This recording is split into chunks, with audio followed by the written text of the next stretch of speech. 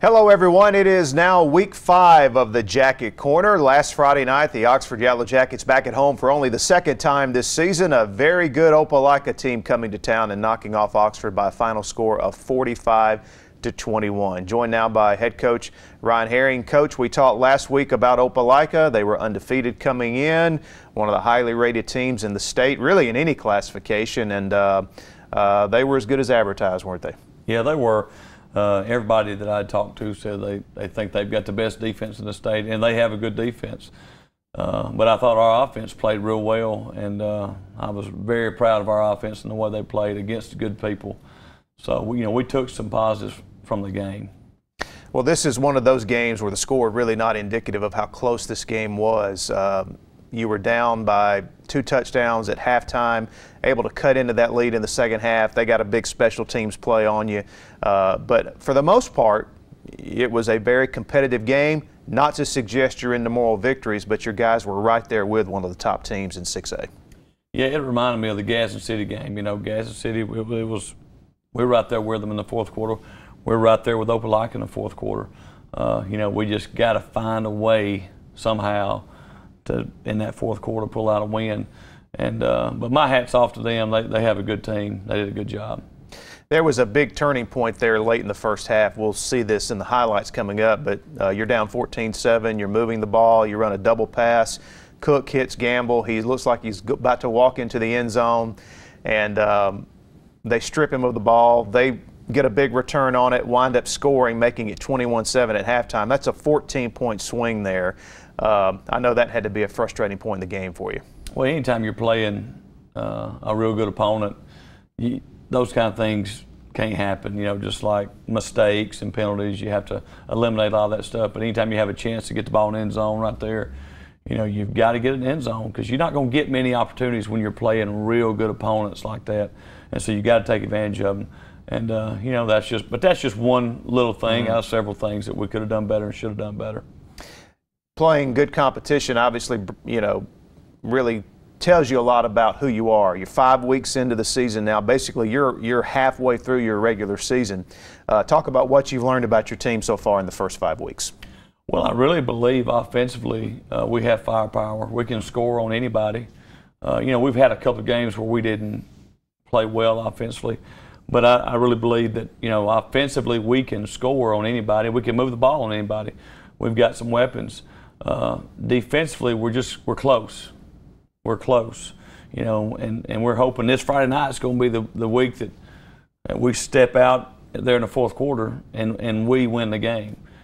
We make a stop, we get a turnover, we make a play somehow, and we told the kids Sunday that, and Friday night after the game, that it's time to start doing it. It's time to quit talking about it. It's time this Friday night against Vestavia to start making plays on defense. Well, it's that time of year where it's homecoming week, and I know that's we'll talk a little bit more about this at the end of the show, but in a nutshell, you're probably the only one that doesn't enjoy this week other than the game on Friday night.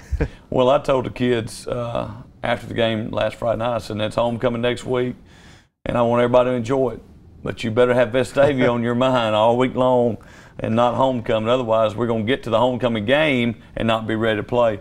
So, we've got to do a good job of trying to keep them focused, and they've got to meet us halfway and stay focused so we can go out there and play a good football game.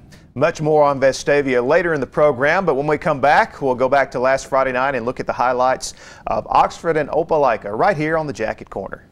With Cook over here near side. Hands it off, reverses. Big man trying to get in. Does he? Yes, he does. Staying off.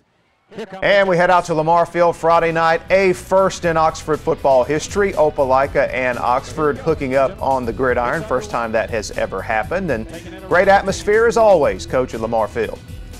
Yeah, it was, and I think the kids are ready to play. They start the game off with a good return right here. We just didn't do a good job of moving with the ball, but anyway, we finally got him tackled. They come out, hit in a little trips formation, hit a little stick with a number 2 receiver, and we have 2 guys right there that just missed a tackle right there. And we just got to make tackles, and that's all that boils down to. You got to make tackles when you're not blocked, and we've got those extra bodies. They got to make tackles. Here we are on offense, so do a great job of hitting Cookie to start the game off. Ty did a great job Friday night. There's Gamble right there making a great catch, and then get some yards after the catch. As you can see, they can run pretty well on defense. We mix it up a little bit, put in a little reverse right here to Gamble, and he does a good job, almost getting the first down right there. Ran some empty formations.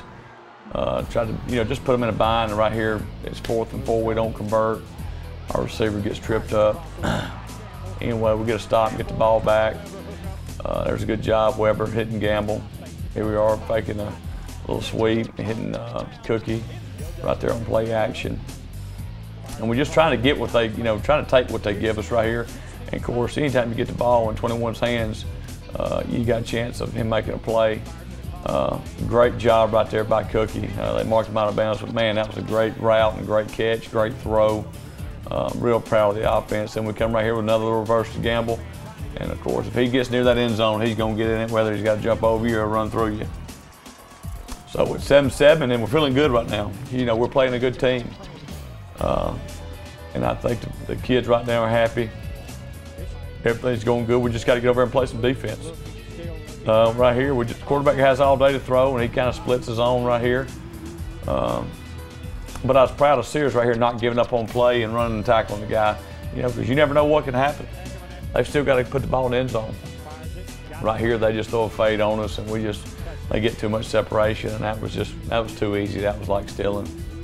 We got to do a better job right here, a little quarterback trap play, and Weber does a good job. Boy, he gets upended right there, though. They had some guys that would hit you. Here we are with the pass. We worked on it all week. We thought it would work, and boy, it worked. Gamble does a good job going to get it, and then they just strip it out of his hand. And nobody was more upset about that than he was. We got to keep it high and tight, and that goes for anybody that plays football. You always got to keep the ball high and tight, because nowadays everybody tries to strip. They do a good job getting back, moving the ball down the field with short passes, and they throw a little fade again, and they get separation. We got to do a better job. We got to do a better job of covering man-to-man situations. We get the ball right before half, and Weber gets us down there again. We think we might have a chance to get it back in the end zone. People are blocking downfield good. Offense is getting after it. It's 21-7, but I'm telling you, the offense was playing hard, getting after it. We just throw it up right here and see if we can just get one. And that's one of those interceptions. It looks bad in the stat book, but it was kind of a throw it up deal. It wasn't like it was a bad read or bad decision on Ty's part. Well, there you see the halftime score, 21-7, and then you see there at the end of the half the 14-point swing there where you could have scored and tied the game. Really, despite the two-score spread here, this is an even first half. It is, and I think Opelika going into halftime, I'm sure they're worried. I think they probably thought they'd have their way with us looking at some of our previous scores. But, it easily should have been 14-14 at half. It's 21-7, but they know right now they're in for a game, and that's all you want. You want the kids to play hard. You want the other team to get hit. And I thought we were hitting them. I thought we were playing hard. We just, a couple of little things here and there we've got to do better. You mentioned earlier taking what they gave you on defense. What were they doing? They were playing a soft quarters coverage a lot of times, playing, just basically off man. And, they've got a body for a body, but if they're going to give us underneath routes, then we need to hit them. And Weber did a great job, and the receivers did a great job of making it happen, and Coach Padgett did a great job of mixing that in there. They just didn't want you to hit them. They just weren't going to give you a deep ball. Yeah. All right, we'll take a break and come back with second half highlights. But as we go to break, here's the sounds of champions, the Oxford High School Marching Band.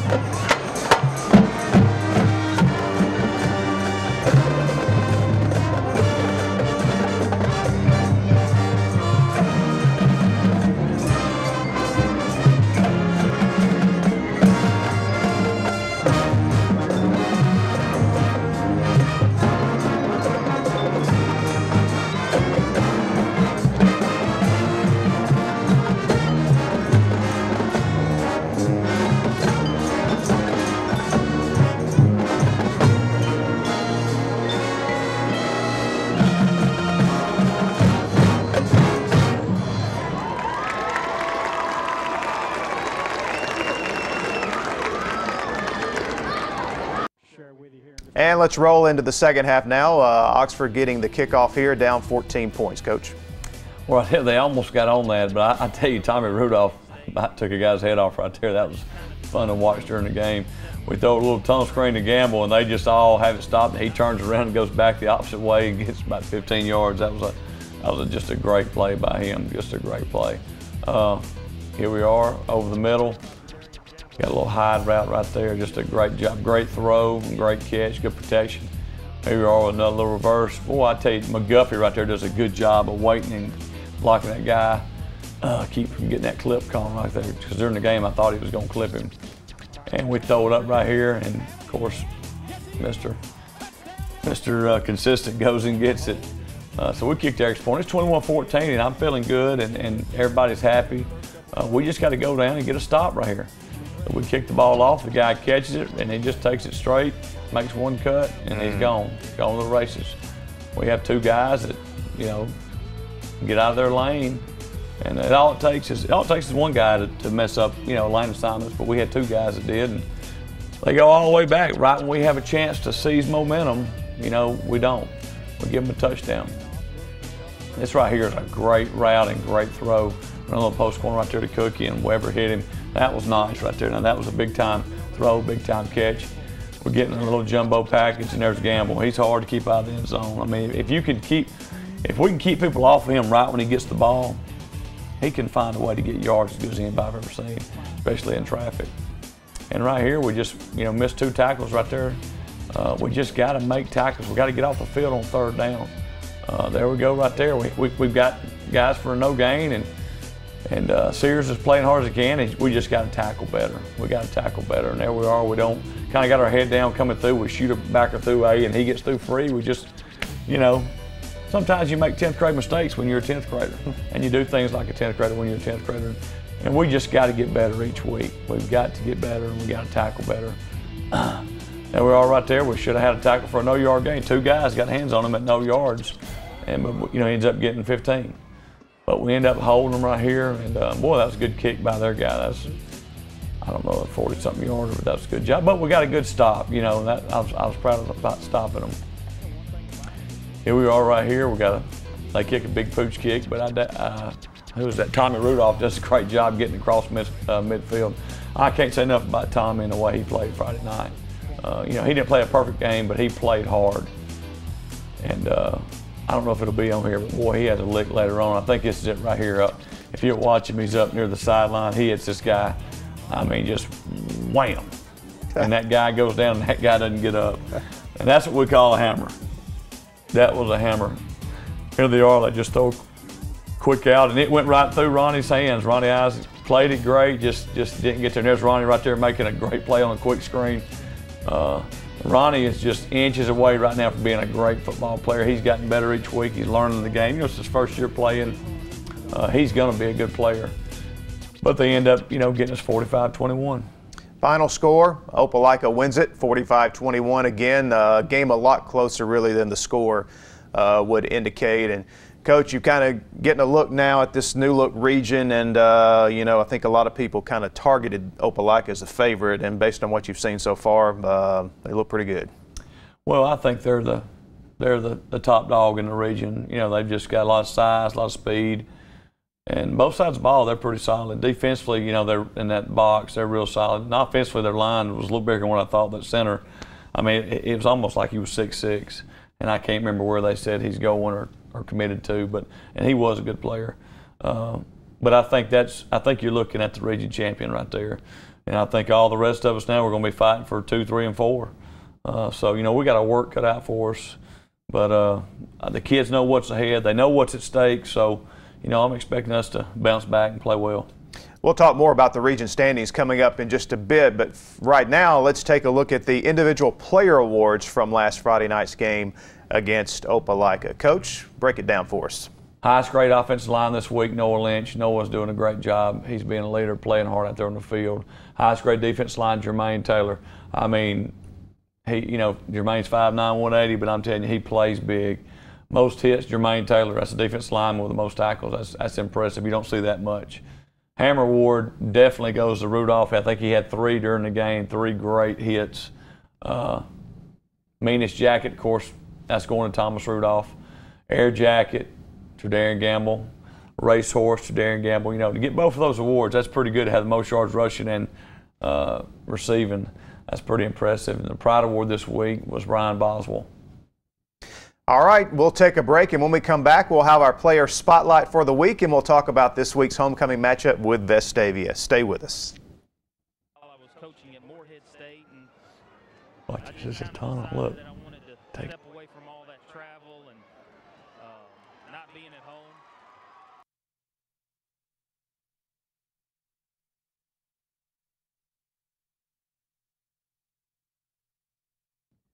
And time now for our player spotlight this week. You know, you can't have a good football team without solid play in the trenches. And this week, Chase Robinson takes a look at one of Oxford's most productive offensive linemen. Offensive linemen are a huge part of a football team, and Oxford has a special one in senior Noah Lynch. It's good working with coaches. I've been with Coach Tapp for 3 years, working with him.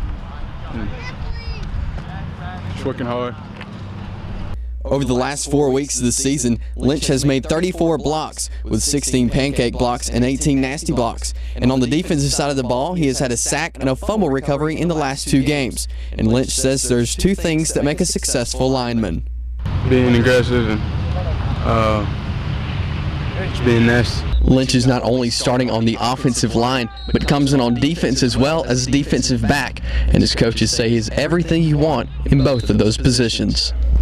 He's wide open in everything he does. He's a great finisher. He's got good hands. He's got good feet.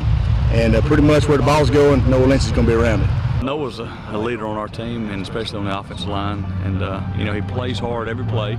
He's even playing some defense for us this year, but he just gets after it. He's just what you want in an offensive lineman.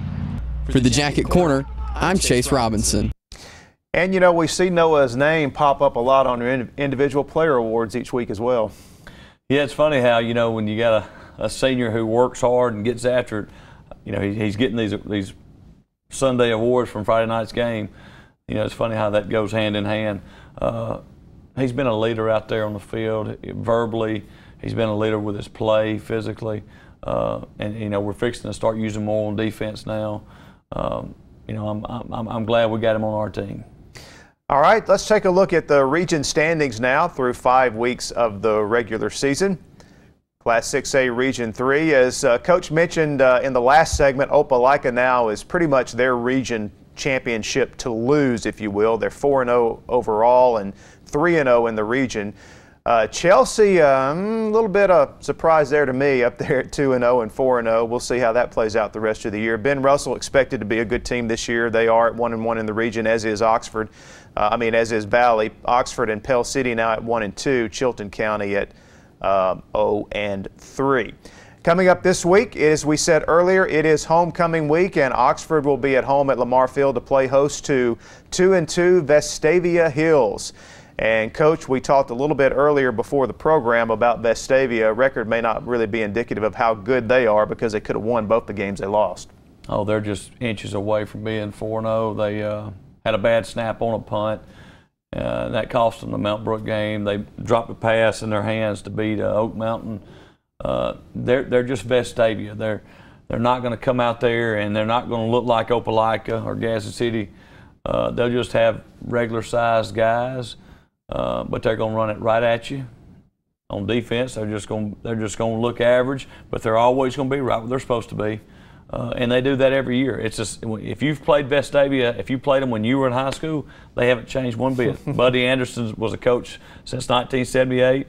His defense coordinator, Coach Brash, he's been with him since 1978. They hadn't changed anything. I mean, they really, the uniform, everything looks the same. And they got a great program. And Coach Anderson's a great man. You know, he took over as state's all-time career winning wins leader. You know, so it's, you know, I feel privileged to be able to coach against him. But now Friday night, we're going out there to beat him. Well, and it's probably as a coach, I know you've got some old school in you, and I know you're kind of the era your dad coached in. I know you really have to admire what Coach Anderson has done because, like you said, he's now the all-time winningest coach in the state. He's been doing it the right way for a long, long time. I know I know it's an honor, as you said, to go up against his team. Well, you know, first and foremost, he's a great Christian man. He leads those boys. When you go do anything with him in the summer, you know, he's going to lead both teams in prayer. You just look at his teams. You can tell by the way kids act if they have a good leader, and you know their kids aren't acting up. They're not getting penalties during the games. They usually just shake your hands and get off the field like you're supposed to. So they're a class program, and that's one reason we chose to play them. We didn't have to play them, but that's who you want to play. You want to play against somebody who you know what you're getting. They're going to do things right, and I'm excited. You know, a lot of people say, "Why are you playing them on homecoming?" Well, I mean, we had to play them somewhere. You know, why not homecoming? Well, it should be a great night at Lamar Field on Friday night. Homecoming with Vestavia coming to town. Coach and I will be back with you again next week, right here on the Jacket Corner.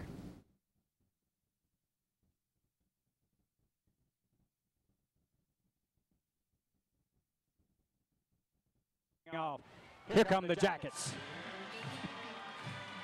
Receiver with Cook over here near side. Hands it off, reverses the field. Big man trying to get in. Does he? Yes, he does. Touchdown, Yellow Jackets. He's got the drive going. Fires it out. Mr. Darian, does he have it? Is he in? Yes, he is.